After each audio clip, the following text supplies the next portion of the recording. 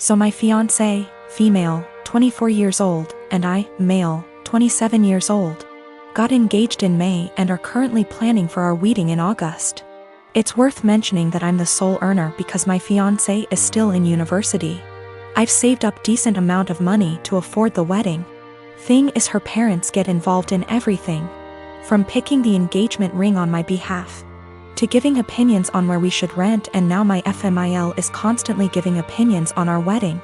FMIL would follow up on everything we do and make negative comments on things like the best man, the guest list, and food.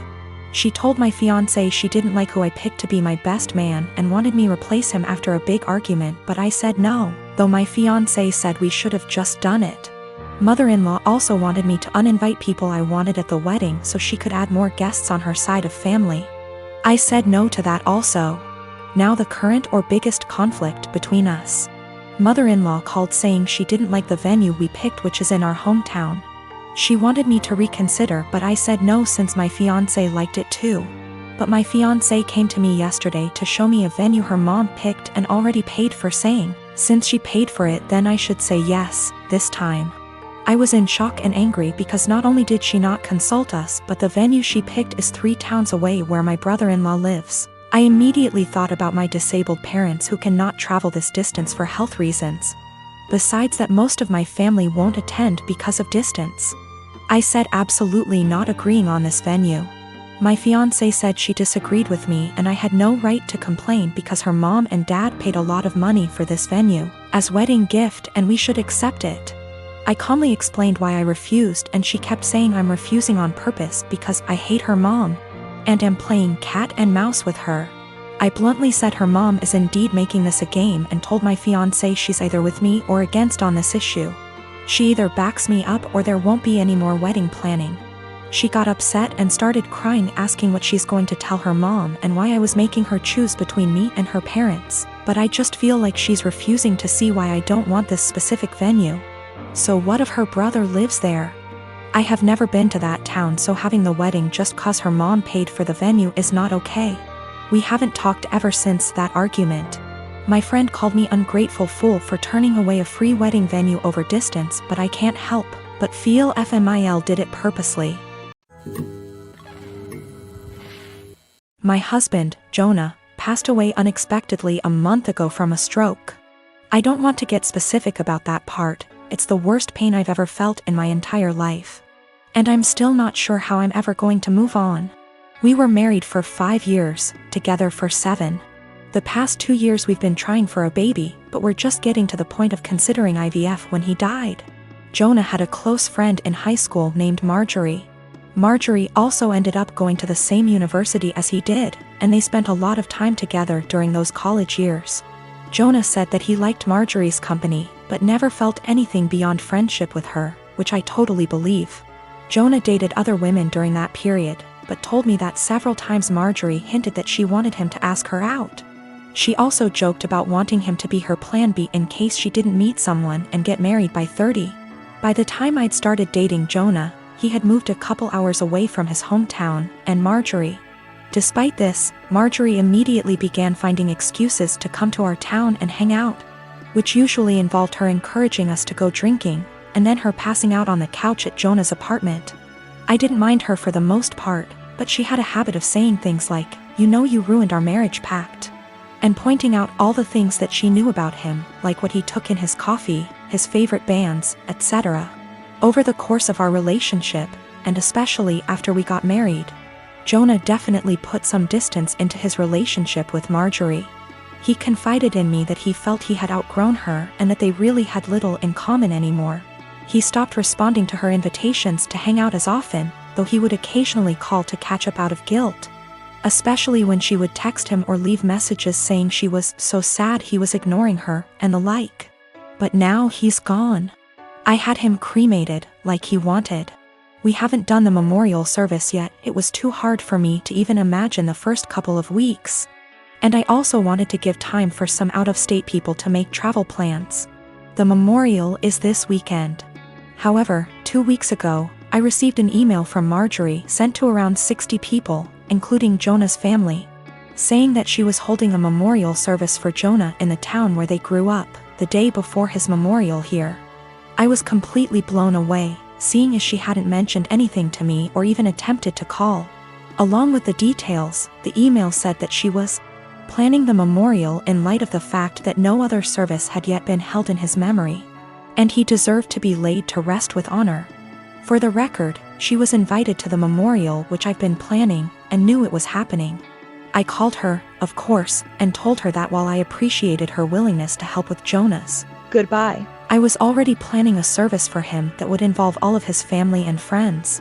She immediately went on the defensive, and said that she had only started to plan a service when she realized I wasn't willing to do it in a timely manner.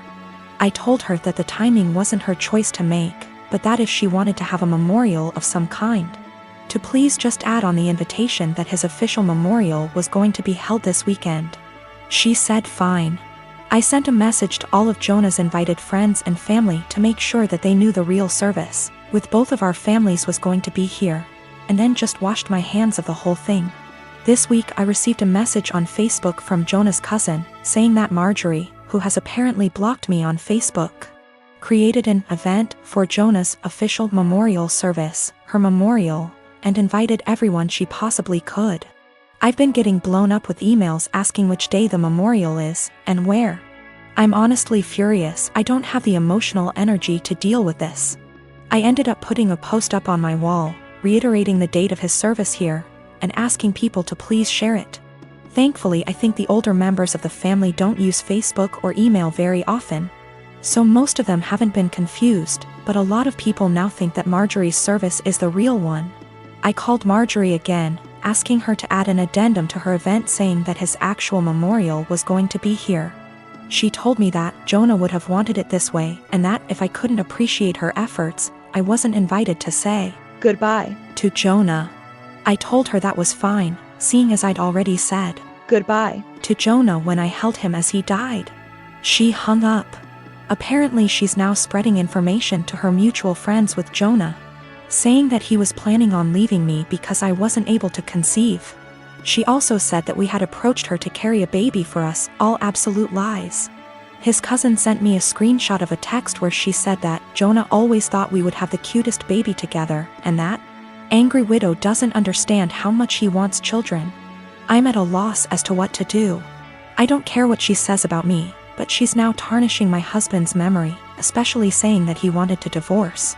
Jonah would never have left me, and anyone that knows him at all knows that we were committed to each other above all else. I need to figure out how to tell this woman to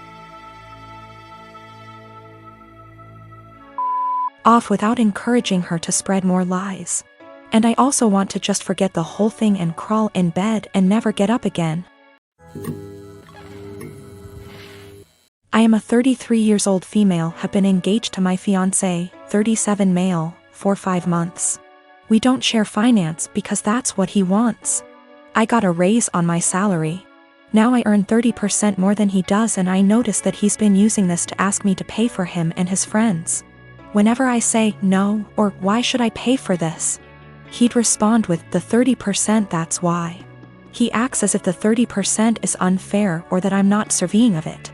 Several times he has tricked me to pay for his and his friends' meals by asking me publicly. Let me say that I'm too nice to say no. I hate confrontation, especially when we're at a public place like a restaurant, so I just grin and pay. Last Tuesday, he asked me to join him and his buddies for dinner. I told him from the start I wasn't paying for their food and he shouldn't expect me to. He said he got this and no worries. We got to the restaurant, met his friends, ordered food, and in the middle of the meal he leaned in and whispered that I would be paying for everything he and his friends ordered. I got so mad I whispered back, no. But he probably relied on me not causing a scene in public and in front of his friends. He said, "You have enough money, you could pay for everyone's food, 30%, remember?" I was fuming inside. Instead of reacting negatively and losing my temper, I waited till the bills arrived. They were already split from the start when we first ordered.